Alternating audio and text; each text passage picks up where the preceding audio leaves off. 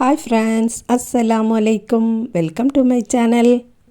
இன்றைக்கி நம்ம சேனலில் ஸ்வீட் பொங்கல் ரெசிபி தான் பார்க்க போகிறோம். இந்த பொங்கலை நம்ம ஜாக் ஃப்ரூட் வச்சு செய்திருக்கோம். எப்படி பண்ணலான்னு வீடியோக்குள்ளே போய் பார்க்கலாம். சக்கப்பழத்தில் இருக்கக்கூடிய சீட்ஸ் எல்லாம் எடுத்துகிட்டு மிக்சர் ஜாரில் கொஞ்சமாக தண்ணீரை ஊற்றி அடித்து எடுத்துகிட்டு வந்துடலாம். இன்றைக்கி நான் குக்கரில் தான் வைக்க போகிறேன். குக்கரை அடுப்பில் வச்சுட்டு சூடானதும் அதில் 1 டீஸ்பூன் நெய் சேர்த்துக்கலாம். கொஞ்சமாக அண்டிப்பருப்பு போட்டு ஃபஸ்ட்டு தாளிச்சிடலாம்.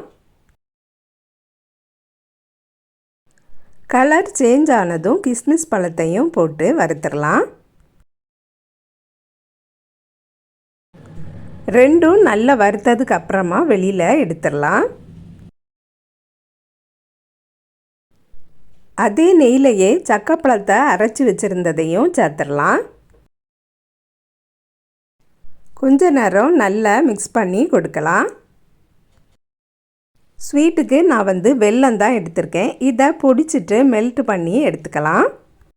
சக்கப்பழம் நல்லா வதங்கினதுக்கு அப்புறமா நான் அரிசியும் கொஞ்சம் சிறுபைத்தம் பருப்பையும் போட்டு நல்லா வாஷ் பண்ணி எடுத்து வச்சுருக்கேன். அதை சேர்த்துடலாம்.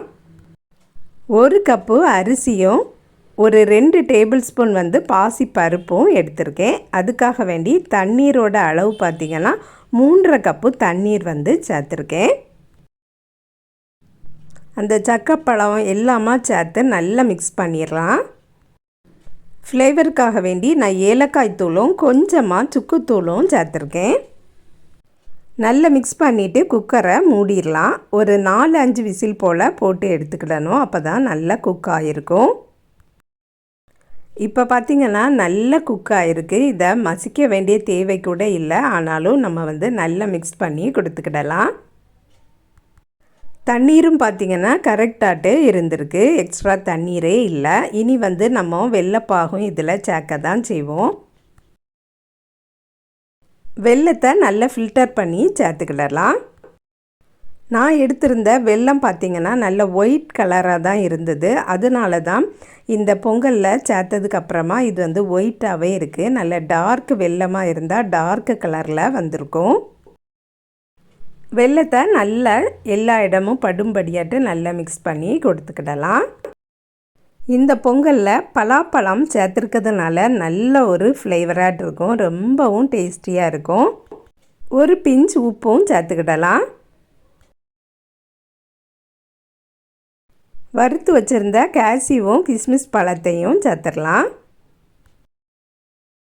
இதை விடவும் லூஸாட்டு வேணும் அப்படின்னு நினச்சிங்கன்னா கொஞ்சமாக நம்ம வெந்நீர் ஆட் பண்ணிக்கிடலாம். இல்லைன்னா வெள்ளை கரைசல் கூட ஆட் பண்ணிக்கிடலாம்.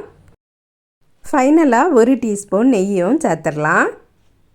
இப்போ பார்த்திங்கன்னா நல்ல டேஸ்டியான நல்ல ஃப்ளேவரோடு கூடிய பலாப்பழம் பொங்கல் ரெடி ஆகிட்டு. இதே மாதிரியே நீங்களும் ட்ரை பண்ணி பாருங்கள். நம்ம சேனலில் ஏற்கனவேயும் நிறைய பொங்கல் ரெசிபீஸ் போட்டிருக்கோம். பொங்கல் ரெசிபீஸ்னே தனியாக ப்ளேலிஸ்ட் இருக்குது. செக் பண்ணி பாருங்கள். அவ்வளோதான் ஃப்ரெண்ட்ஸ். இந்த வீடியோ பிடிச்சிருந்தா லைக் பண்ணுங்கள், ஷேர் பண்ணுங்கள். நம்ம சேனலை இது வரைக்கும் சப்ஸ்கிரைப் பண்ணலைன்னா சப்ஸ்கிரைப் பண்ணிடுங்க. நெக்ஸ்ட் வீடியோவில் வேறு ஒரு ரெசிபியில் சந்திக்கிறேன். அஸ்ஸலாமு அலைக்கும்.